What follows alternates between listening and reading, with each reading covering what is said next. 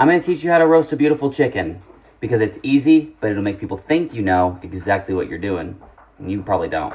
So the night before, we are gonna brine our bird in a large metal. I would use a metal bowl. Metal is always best when dealing with meat.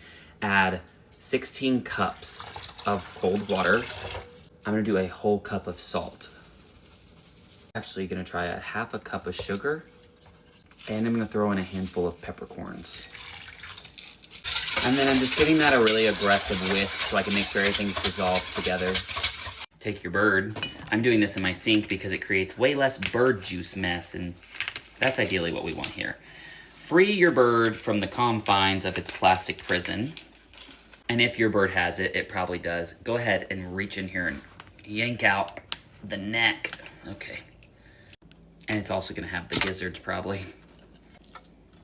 Yum. That's a liver.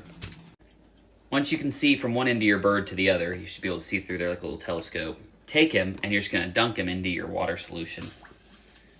And a side note, y'all need to keep them gizzards and giblets, the neck, everything, along with all of your vegetable scraps, and we will make our own chicken broth too. Cover this in plastic wrap because the last thing you want is chicken juice getting all over your fridge. Brining the bird is very optional. You do not have to do this step, but if you want to go the extra mile, why not? You know, you got free time the night before, do it. If you don't, don't. You're gonna set this in the fridge. It's gonna lay in there all night. We're gonna come back tomorrow evening when we're ready to roast this bird. Go ahead and preheat your oven to 400 degrees, and then we're gonna get started assembling our bird.